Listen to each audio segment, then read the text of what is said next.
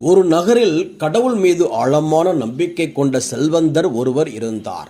ஒரு நாள் அவரிடம் அவருக்கு அறிமுகமான ஒருவர், இறை பணிக்கும் சரி மக்கள் பணிக்கும் சரி வாரி வாரி வழங்குகின்றீர்கள், அப்படி இருந்தும் உங்களிடம் உள்ள செல்வம் குறையாமல் கூடிக்கொண்டே போகிறதே, அது எப்படி என்றார்.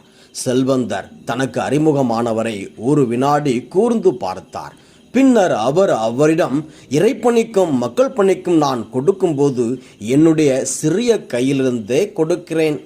பதிலுக்கு கடவுள் எனக்கு கொடுக்கும்போது அவரது பெரிய கையிலிருந்து கொடுக்கின்றார். அதனால்தான் நான் வாரி வாரி வழங்கினாலும் என்னிடம் உள்ள செல்வம் குறையாமல் மிகுதியாகிக் கொண்டே செல்கின்றது என்றார்.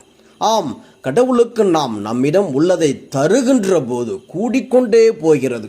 அதே வேளையில் கடவுளுக்கு உரியதை நாம் எடுத்துக்கொள்ளும் போது நம்மிடம் எதுவுமே இல்லாமல் போகின்றது. இன்றைய இறை வார்த்தை நாம் பெறுபவர்களாக அல்லாமல் தருபவர்களாக இருக்க வேண்டும் என்ற செய்தியை தருகின்றது.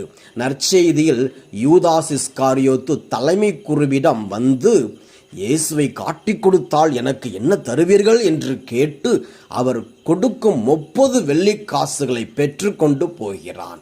இந்த யூதாஸிடம் பணப்பை இருந்ததால் அதிலிருந்து பணத்தை எடுத்துக்கொள்பவனாகவும் இருந்தான்.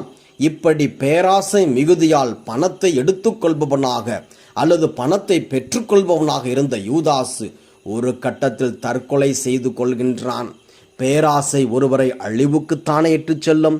இதற்கு முற்றிலும் மாறாக ஒருவர் இயேசுவும் அவரது சீடர்களும் பாஸ்கா விருந்துண்ண தன் வீட்டின் மேல் மாடியை தருவதை குறித்து வாசிக்கின்றோம்.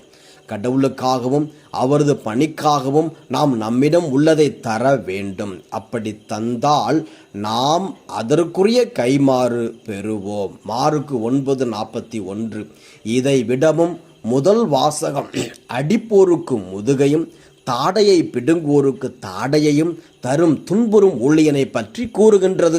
துன்புறும் ஊழியனாம் இயேசு நாம் அனைவரும் வாழ்வு பெற தன்மையே தந்தார்.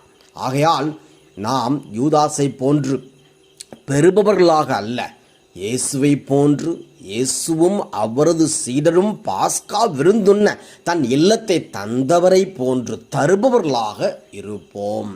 சீராக்கின் ஞானம் 35:8. கொடை வழங்கும் போதெல்லாம் முகமலர்ச்சியோடு கொடு. சிந்தனைக்கு, தர வேண்டும் என்றால் நல்ல செயல்களாக தர வேண்டும். தலைமை குருவை போன்று தீய செயல்கள் தரக்கூடாது.